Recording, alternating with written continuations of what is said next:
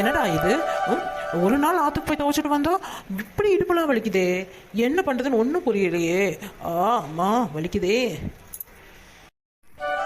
குட்டவள்ளி, அடடே வாங்க பிரகாஷ். நான் இப்போ தான் படுத்தேன். நான் போய் காஃபி போட்டு கொண்டு வரட்டுமா?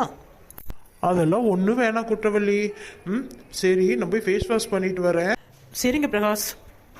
சரி, ஏன் நீ படுத்துட்டு இருக்க? உடம்புக்கு ஏதாவது முடியலையா? டாக்டர்கிட்ட ஏதாவது போகலாமா? அதெல்லாம் ஒன்றும் இல்லைங்க. நான் ஆற்றுக்கு போய் துவைச்சிட்டு வந்துடுறேன்னா கொஞ்சம் இடுப்பு வலியாக இருக்குது. அதனால தான் கொஞ்சம் நேரம் தூங்குனா சரியாக போயிடும். அதனால தான் படுத்துட்டு இருந்தேன்.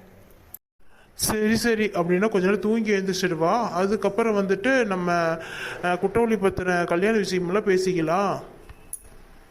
அதெல்லாம் ஒன்றும் வேணாங்க. இப்போ கொஞ்சம் பரவாயில்ல. அத்தை காலையிலேருந்து இந்த விஷயத்துக்கு, நீங்கள் சொல்கிற விஷயத்துக்காக தான் வெயிட் பண்ணிகிட்டு இருக்கிறாங்க. நம்ம போய் முதல்ல அவங்கள வச்சு நீங்கள் சொல்ல வேண்டிய விஷயமெல்லாம் பேசிடுங்க. நம்ம எவ்வளோ பெரட்ட முடியுமோ, என்ன முடியும், இதெல்லாம் அப்போ தான் அவங்க மனசு ஆறும். சரி நட்டவள்ளி, அப்படியே பண்ணிடுவோம்.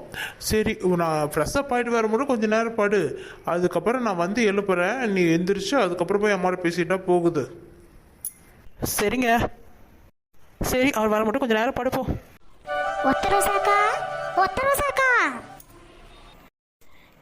யார் அது? நம்மளை அக்கா அக்கான்னு உரிமையாக பேர் சொல்லி கூப்பிட்றதுன்னு தெரியலையே. சரி, போய் பார்ப்போம். அச்சோ, இவகிட்ட சாகுவாசம் வந்துச்சா? இவ அன்னிக்காரி நம்ம உடம்ப பஞ்சர் பண்ணிடுறாப்பா.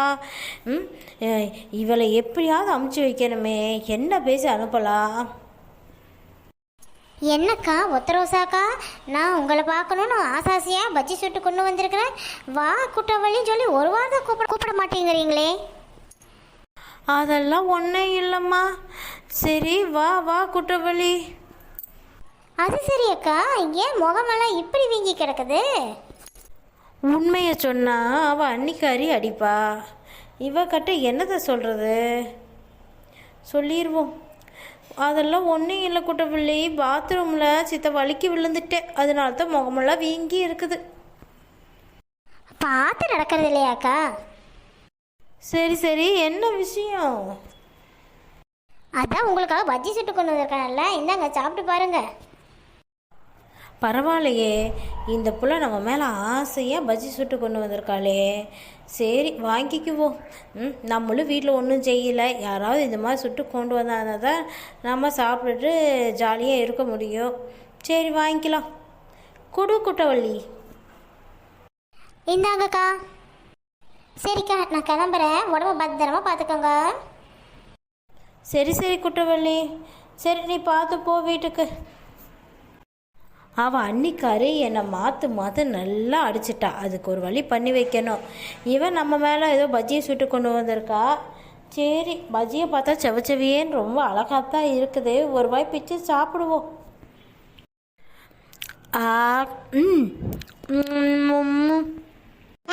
ஐயோ அம்மா, இதெல்லாம் பஜ்ஜியா? இது இவ்வளோ காரம் அடிக்குது. தண்ணியை தேடி ஓடணுமே.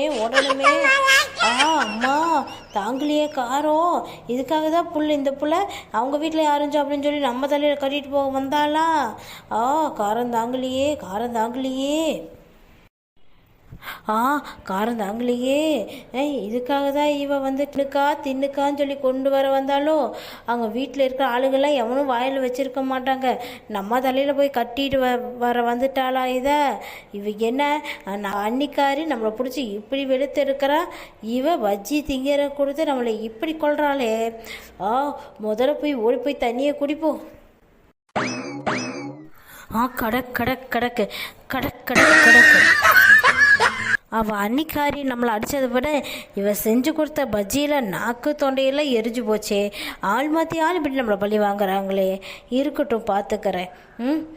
நான் பாட்டுக்கு பேசாமல் இருந்தால் இவளை யார் கேட்டா? பஜ்ஜி வந்து பாசமாக பேசி இப்படி கொண்டு வந்து கொடுத்துட்டு போகிறாளே.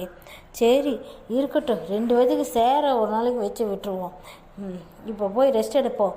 நம்ம புருஷன் வீட்டுக்காரன் எங்கே போனான்னு தெரியல. இன்னும் ஆளக்கானோம். சமையல் கட்டில் ஒரு சமையல் ஆகலை. இதே பொழப்பா போச்சு. தினம் திட்டியே வேலை வாங்க வேண்டியதாக இருக்குது. சரி, வரட்டும். ஹோட்டலில் போய் இன்றைக்கி பிரியாணி வாங்கித்தாங்க அப்படின்னு சொல்லி கேட்போம். வாங்கி தரலாம், அப்புறம் பார்த்துக்கலாம். என்னடா இது போயிட்டு கைகாலம் முடிச்சு கழுவிட்டு வந்து விஷயத்தை பேசிக்கலாமான்ட்டு உள்ளே போனான். இன்னும் பொண்டாட்டி ரூமில் போய் 1/2 மணி நேரம் ஆச்சு. பேசி முடிச்சுட்டு இப்போ தான் பாத்ரூம் போயிருக்கா. இவன் எப்போ வந்து சொல்லி நான் எப்போ தெரிஞ்சுக்கிட்டு அடுத்தது என்ன பண்ணலான்னு யோசிக்கிறது. இப்படி பண்ணுறானே இவன். சரியான பொண்டாட்டி தாசனாவே மாறிட்டு இருக்கிறா. அவள் ஊன்னு சொன்னதும் இவன் வந்து பேசுறானப்பா. என்னதான் பையனும் இத்தனை வருஷம் பெத்து வளர்த்தவளுக்கு உரிமை இல்லை, கட்டிட்டு வந்தவளுக்கு இன்னைக்கு உரிமை அதிகமாக போயிடுச்சு. என்னதான் செய்யறது? என்னடா ஒரு விஷயத்தையுமே சொல்ல மாட்டேங்கிற. நான் உனக்கு என்ன அவ்வளோ இலக்காரமாக போயிட்டேனா? உன் தங்கச்சி கல்யாணத்தை பற்றி தான்டா காலையிலேருந்து உங்கள்கிட்ட பேசணும்னு நினைக்கிறேன். எங்கிட்ட மூஞ்சி கொடுக்காமையே ஓடிட்டு இருக்கிறியாடா? இல்லைம்மா, வாங்க உட்காருங்க, அதை பற்றி பேசலாம் தான் இப்போ வந்தேன். நான் உட்காரது இருக்கட்டும்டா. முதல்ல நீ விஷயத்த சொல்லு. என்ன நிறைய பெரட்டுனியா இல்லையா? சரிம்மா, உட்காந்து பேசிக்கலாம். உட்காருங்க ஃபஸ்ட்டு. நெட்டவழி போய் 2 காஃபி எடுத்துட்டு வா. சரிங்க. அம்மா, இப்போதைக்கு இருக்கிற கையில் இருக்கிற காசெல்லாம் பெட்டி உங்ககிட்ட இருக்கிற 50 பவுனு எங்கிட்ட 10 பவுனுக்கு தான் பெரட்ட முடிச்சது. 10 பவுனையும் போட்டு டோட்டலாக 60 பவுன் பெரட்டிட்டேம்மா. கார் லோனு தான் ஒரு 5-6 லட்சமாக தேவைப்படுது. கார் லோனு ஆஃபீஸில் இருக்கிறவங்களாம் இன்னும் 2 மாதம் ஆகும்னு சொல்லிட்டாங்க. இப்போ கார் தாம்மா ஒரே இதாக இருக்குது. சம்மந்தி வீட்டில் வேணால் பேசலாமே. ஒரு 2 மாதம் இருங்க. 2 மாதத்தில் காருக்கு வந்துடுங்க. அதுக்குள்ளே கல்யாணத்தை முடிச்சிடுவோம்னு சொல்லி பேசிடுவோமேப்பா.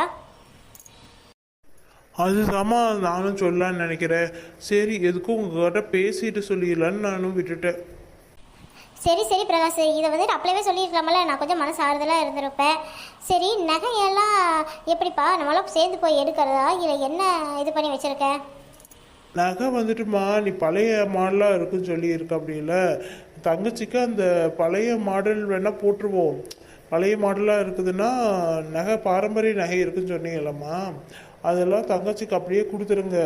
நான் இருக்கிற 10 பவுனுக்கு மட்டும் கேட்லாக்கு கொண்டு வந்திருக்கேன். தங்கச்சிக்கு பிடிச்ச டிசைனாக சொல்லுங்கள். அது வேணால் போய் கடன் நம்ம எடுத்துக்கலாமா? சரி சரிப்பா, அப்படியே செஞ்சுருவோம். குட்ட வழியே வந்துட்டு அப்படி வாமா குட்டவள்ளி.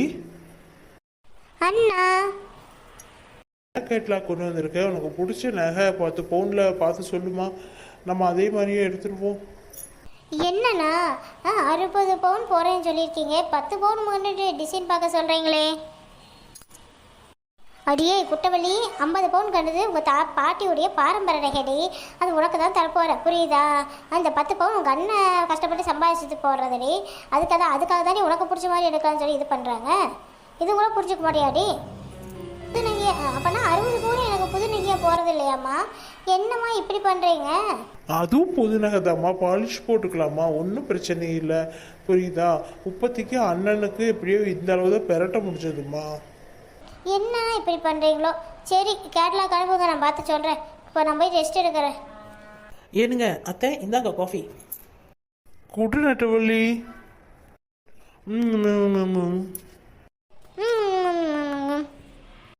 என்னங்க அத்தை எல்லாமே சொல்லிட்டீங்களா? ஆமாம் நெட்டவள்ளி, உள்ள என் பேக்கில் கேட்லாக் இருக்குது. ஒரு 10 பவுனுக்கு மட்டும் நல்ல டிசைனாக நகை பார்த்து தங்கச்சிக்கிட்ட சொல்லியிருக்கேன். நீங்கள் 2 பேர் போய் நல்ல டிசைனாக பாருங்களே. சரிங்க. சரிப்பா, நீ வீட்டில் உள்ளே போய் வேணா ரெஸ்ட் எடு. எனக்கு கொஞ்சம் வெளியே வேலை இருக்குது, நான் போயிட்டு வரேன். மறக்காமல் அந்த அம்மாட்ட காரை பற்றி பேசியிருப்பா. நாளைக்கு கல்யாணத்தில் ஏதாவது பிரச்சனையாக இருப்போகுது. சரிம்மா, நான் அப்படியே பண்ணிடுறேன். சரி, அப்போ நான் கொஞ்சம் வெளியே போய் நடந்துட்டு வரேன்ப்பா. சரிம்மா, போயிட்டு வாங்க.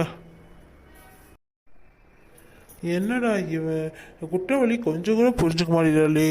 இவ்வளோ சம்மதி வைக்கிறதுக்குள்ளேயே போதும் ஆயிடுச்சு. இவங்க மாமியார் விட்டு அந்த வண்டி விஷயத்தில் எப்படி சம்மதி கேட்க போகிறேன்னு தெரியல. சரி, எப்படியோ ஒரு சமாளிப்போம். வணக்கம் உறவுகளே. பார்த்தீங்களா, தங்கச்சிக்கு எப்படியாவது கல்யாணம் பண்ணணும்னு நினைக்கிற ஒரு அண்ணனோட கதையை பார்த்தீங்களா எப்படி இருக்குன்ட்டு. இந்த வீடியோ உங்களுக்கு பிடிச்சிருந்தா மறக்காமல் லைக்கும் சப்ஸ்கிரைப்பும் பண்ணிடுங்க. உங்களுக்கு பிடிச்ச நண்பர்களுக்கு ஷேரும் பண்ணிடுங்க உறவுகளே. நன்றி.